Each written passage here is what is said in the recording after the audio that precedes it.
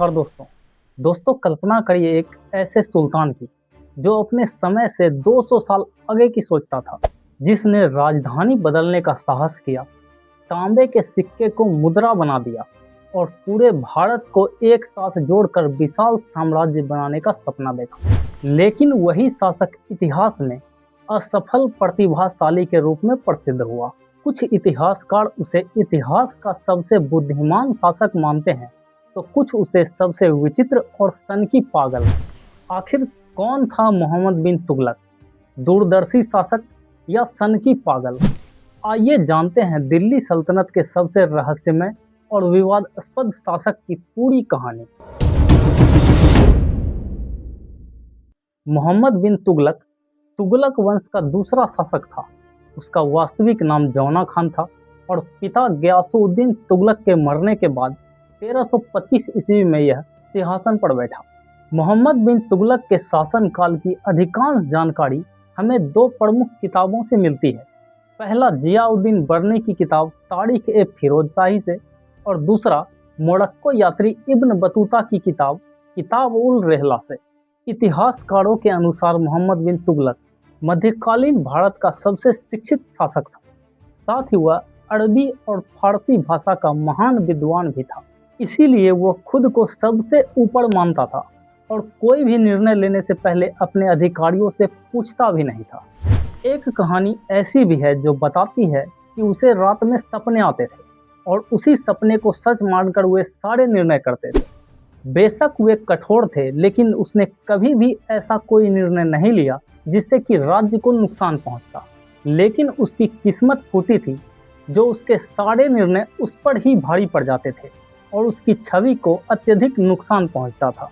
मोहम्मद बिन तुगलक का उद्देश्य एक केंद्रीकृत और विशाल साम्राज्य स्थापित करना था, जिस कारण उसने प्रशासन में कई प्रकार के सुधार किए। लेकिन उसको प्रसिद्धि उसकी 5 योजनाओं के कारण मिली, जिनमें से पहला था राजधानी परिवर्तन। उसने गद्दी पर बैठने के 2 साल बाद ही 1327 ईस्वी में राजधानी को दिल्ली से देवगिरी ले जाने का निर्णय लिया। दिल्ली के हजारों परिवारों को जबरन दिल्ली से दौलताबाद भेजा गया और लगभग 1500 किलोमीटर की यात्रा में लोगों ने अपनी जान भूख, प्यास और बीमारी से गंवा दी। लेकिन यहाँ सोचने वाली बात यह है कि मोहम्मद बिन तुगलक ने राजधानी परिवर्तन क्यों किया, क्या कारण था? इस पर जियाउद्दीन बर्नी बताते हैं कि देवगिरी राज्य के केंद्र में था, इसीलिए राजधानी परिवर्तन किया गया था। जबकि इब्न बतूता लिखते हैं कि दिल्ली की प्रजा ने मोहम्मद बिन तुगलक को पत्र लिखकर गाली गलौज किया था, उसे दंड देना था, इसीलिए आदेश दिया गया कि सभी जनता यानी सभी प्रजा दिल्ली को छोड़कर देवगिरी के लिए प्रस्थान करे। राजधानी परिवर्तन पर एक तर्क गार्डनर ब्राउन ने भी दिया, लेकिन इसके तर्क को मानना थोड़ा कठिन है, क्योंकि इसने बताया कि मंगोलों के आक्रमण से बचने के लिए राजधानी परिवर्तन किया गया। लेकिन सोचने वाली बात यह है कि मोहम्मद बिन तुगलक के समय तक तो मंगोल आक्रमण लगभग समाप्त हो चुके थे, फिर किसके आक्रमण के डर से राजधानी परिवर्तन किया गया? इसीलिए गार्डनर ब्राउन के मत को मानना थोड़ा मुश्किल है और कठिन भी। अब आपके मन में यहाँ एक प्रश्न उठना चाहिए कि क्या राजधानी परिवर्तन की योजना सफल रही या विफल हो गई? मैंने तो शुरुआत में ही बताया था कि इसकी किस्मत फूटी थी। हुआ ये कि दौलताबाद पहुंचकर दिल्ली वासियों का मन नहीं लगा और वे दिल्ली वापस लौटने के लिए बेचैन हो गए, जिस कारण मोहम्मद बिन तुगलक पर दबाव बढ़ा और उसे अपने निर्णय में परिवर्तन करने पड़े। इतना ही नहीं, मोहम्मद बिन तुगलक के निर्णय बदलने का एक और कारण था दिल्ली की सुरक्षा। उसे ये आभास हुआ कि दौलताबाद में रहकर आक्रमणकारियों से दिल्ली की सुरक्षा कर पाना लगभग असंभव है। वो दिल्ली से दौलताबाद जाते समय वहाँ के दुर्गम रास्तों को बारीकी से देखा था। उसे ये एहसास हो चुका था कि यदि दिल्ली पर आक्रमण हो जाए तो उसकी सेना जब तक दौलताबाद से दिल्ली पहुँचेगी तब तक दिल्ली उसके हाथों से निकल चुकी होगी। इसीलिए मजबूर होकर 1335 में उसने अपना निर्णय बदला और राजधानी को पुनः दौलताबाद से दिल्ली ले आया। रास्ते में फिर से अनेकों लोग भूख, प्यास और बीमारी से मर गए और यहीं से शुरुआत हुई मोहम्मद बिन तुगलक के प्रति उसके प्रजा की नफरत। लेकिन ये तो बस केवल शुरुआत थी, असली कहानी तो अभी बाकी है। दोस्तों, लगातार राजधानी परिवर्तन के कारण मोहम्मद बिन तुगलक का शाही खजाना लगभग खाली हो गया था। उसे इसकी भरपाई करनी थी, जिस कारण उसने सोचा कि उसके साम्राज्य में फैले सभी सोने और चांदी के सिक्के को एकत्रित कर लिया जाए तो फिर से उसका खजाना भर सकता है। लेकिन फिर से उसके सामने एक बड़ी समस्या खड़ी थी। यदि वो साम्राज्य में फैले सभी सोने और चांदी के सिक्के को अपना खजाना भरने के लिए उपयोग करता तो फिर राज्य कैसे चलता। तो उसने इसका एक निष्कर्ष निकाला और कहा कि सोने और चांदी के सिक्के के स्थान पर तांबा और पीतल के सिक्के को प्रचलन में लाया जाए, जिसका मूल्य सोने और चांदी के सिक्के के बराबर होगी और इसे बनाने में लागत भी कम आएगी। निर्णय तो बेहद ही उम्दा थी, लेकिन इसमें कुछ समस्याएं भी थी। उसने तांबे और पीतल के सिक्के तो चला दिए, लेकिन उस पर ना तो कोई सरकारी मुहर दिया और ना ही उसकी कोई नियंत्रित पहचान, जिससे कि ये पता लगाया जा सके कि कौन सा सिक्का असली है और कौन सा नकली। फिर क्या था, इस तांबे और पीतल के सिक्के ने दिल्ली की जनता को अमीर बनाना शुरू कर दिया और साम्राज्य को गरीब। हुआ ये कि इन सिक्कों की कोई नियंत्रित पहचान ना होने के कारण दिल्ली के अधिकांश घरों में सिक्कों की ढलाई शुरू हो गई और साम्राज्य में असली सिक्के के स्थान पर नकली सिक्के तैरने लगे। इस घटना की जानकारी जब तक मोहम्मद बिन तुगलक को पता चली तब तक बेहद ही देर हो चुकी थी। दिल्ली की अधिकांश जनता अत्यंत ही धनी हो चुकी थी और साम्राज्य की नींव पूरी तरीके से हिल चुकी थी। लेकिन ये समस्या यहीं समाप्त नहीं होने वाली थी। असली समस्या तो तब शुरू हुई जब मजबूर होकर मोहम्मद बिन तुगलक को ये योजना बंद करनी पड़ी। मोहम्मद बिन तुगलक ने आदेश दिए कि जिनके पास भी पीतल और तांबे के सिक्के हैं वे सभी सरकारी कोषागार में जमा करें और उनके ही मूल्य के बराबर सोने और चांदी के सिक्के ले जाएं। इस आदेश ने तो मानो दिल्ली में आग ही लगा दिए। जो लोग अब तक नकली सिक्के नहीं बना रहे थे उसने भी अब नकली सिक्का बनाना शुरू कर दिया और उसे कोषागार में जमा करके उसके बदली सोने और चांदी के सिक्के ले जाने लगे। मोहम्मद बिन तुगलक का हर दाव उस पर ही भारी पड़ रहा था। उसने माथा पकड़ लिया, बोला सोचा क्या था और हो क्या गया। पर यहाँ सोचने वाली बात यह है कि क्या उसकी ये योजना गलत थी या फिर नियंत्रण का अभाव था।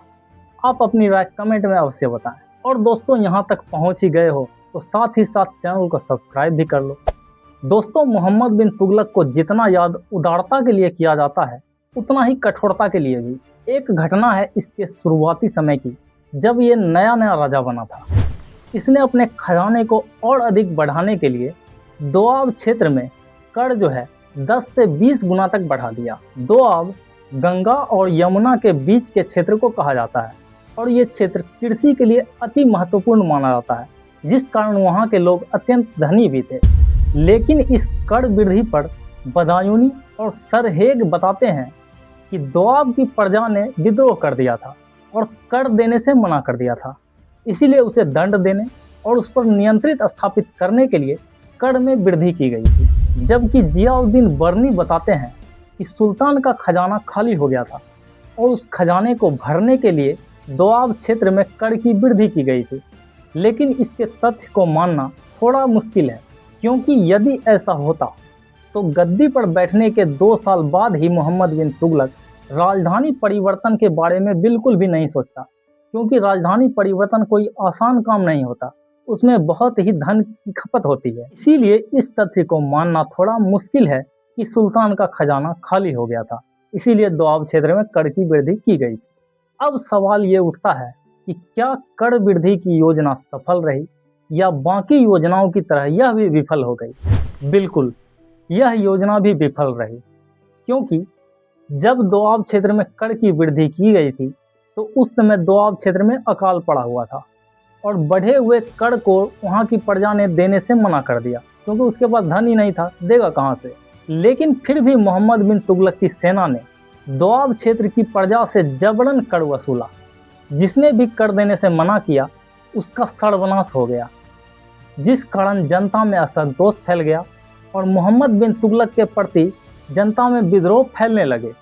मजबूर होकर यह योजना मोहम्मद बिन तुगलक को बंद करनी पड़ गई। यहाँ तक की कहानी से तो आप समझ चुके हैं कि मोहम्मद बिन तुगलक की योजना गलत नहीं थी, बस उसे पूरा करने का तरीका जो था वो थोड़ा विचित्र था, जो असफलता का कारण बनी। लेकिन इसके बाद जो इसने 2 निर्णय लिए, उसने इसे इतिहास में सबसे मूर्ख और सनकी पागल होने का दर्जा दे दिया।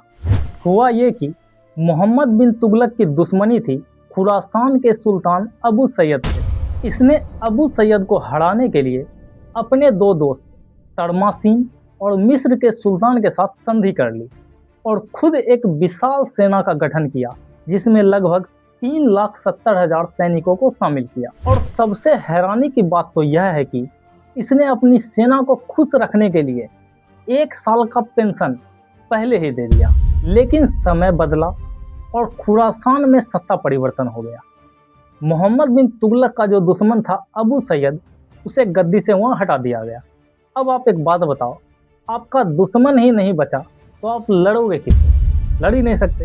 हुआ यही, उसकी सेना 1 साल तक इंतजार ही करती रह गई कि युद्ध अब शुरू होगा, और युद्ध शुरू ही नहीं हुआ।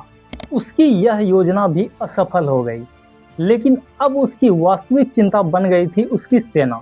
उसकी सेना आपस में छोटे छोटे ग्रुप बनाने शुरू कर दिए थे, और मोहम्मद बिन तुगलक को यह डर था कि यदि इतनी बड़ी सेना ने विद्रोह कर दिया तो उसे संभाल पाना असंभव है। इसीलिए मोहम्मद बिन तुगलक ने एक निर्णय लिया। उसने अपने सभी सैनिकों को कराचिल भेज दिया। कराचिल, जो कि दिल्ली सल्तनत और चीन के बीच का क्षेत्र है, जो हिमालय की गोद में बसा हुआ है, वहाँ अत्यधिक ठंड पड़ता है। और ये बात मोहम्मद बिन तुगलक ने अपनी सेना को बताया ही नहीं। ठंड के कारण उसकी लगभग सारी सेना वहीं बर्फ में जमकर मर गई। इब्न बतूता बताते हैं कि उसकी 3,70,000 सैनिक में से केवल 3 सैनिक ही वापस लौटे थे, वो भी अत्यंत ही विकट परिस्थिति में। जबकि बर्नी बताते हैं कि 10 सैनिक वापस लौटे थे। खैर, जो भी 3 या 10 सैनिक का वापस लौटना 3070 के सामने कोई मायना ही नहीं रखता। एल्फस्टीन उसके इस निर्णय पर लिखते हैं कि मोहम्मद बिन तुगलक में पागलपन का कुछ अंश था, जो कि उसके सेना का विनाश का कारण बना। लेकिन किसी को पागल कह देने भर से कोई पागल नहीं हो जाता। फिर भी एल्फस्टीन ने उसे पागल कहा। क्यों? कारण था कि मोहम्मद बिन तुगलक अत्यंत ही शिक्षित व्यक्ति था। उसे भूगोल की अच्छी जानकारी थी। उसे यह भी पता था कि कराचिल का क्षेत्र अत्यंत ही ठंडा क्षेत्र है, वहाँ बर्फ जमी रहती है, और उसकी सेना फिलहाल उस परिस्थिति को झेल पाने लायक नहीं है। फिर भी उसे बिना बताए ही कराचिल के क्षेत्र भेजा गया। क्यों? क्योंकि वो खुद भी चाहता था कि उसकी सेना वहाँ से वापस ही ना लौटे। इसीलिए एल्फस्टीन इस पर कहते हैं कि उसमें कुछ पागलपन का अंश था। अब समय आता है 1351 का। मोहम्मद बिन तुगलक एक विद्रोह को दबाने के लिए सिंध यानी कि थट्टा जा रहा था, और रास्ते में ही वो बीमार पड़ जाता है और उसकी मौत हो जाती है। मोहम्मद बिन तुगलक के मौत पर कटाक्ष करते हुए बदायूनी लिखता है कि अच्छा ही हुआ जो एक पागल और सनकी शासक को उसकी प्रजा से और प्रजा को उसके पागलपन से मुक्ति मिली। लेकिन दोस्तों, यहाँ एक सवाल उठता है कि क्या मोहम्मद बिन तुगलक को पागल कहा जा सकता है? तो संभवतः नहीं, क्योंकि वह एक दूरदर्शी, विद्वान और सुधारवादी शासक थे, जिसने मध्यकालीन भारत में कई नवीन प्रयोग किए। उसकी अधिकांश योजनाएं उन्नत स्तर की थी। उनकी टोकन करेंसी जैसी योजनाएं आज भी हमारी सरकार उपयोग में लाती है। सिक्के जो चलाती है सरकार, उसकी टोकन करेंसी उस समय भी वैसी ही थी। लेकिन प्रशासनिक क्षमता, संसाधनों की कमी और जल्दबाजी के कारण असफल रही। इसीलिए इतिहास उसे बुद्धिमान मूर्ख और असफल प्रतिभाशाली दोनों रूपों में याद करता है। मोहम्मद बिन तुगलक की कहानी हमें सिखाती है कि केवल महान विचार होना ही पर्याप्त नहीं है। किसी भी नीति की सफलता उसके व्यावहारिक क्रियान्वयन पर निर्भर करती है। यही कारण है कि इतिहास में उसे एक साथ सबसे बुद्धिमान और विवादास्पद शासकों में गिना जाता है। इस पर आपकी क्या राय है, आप कमेंट बॉक्स में बताएं, और चैनल पर नए हैं तो चैनल को सब्सक्राइब अवश्य कर लें। धन्यवाद।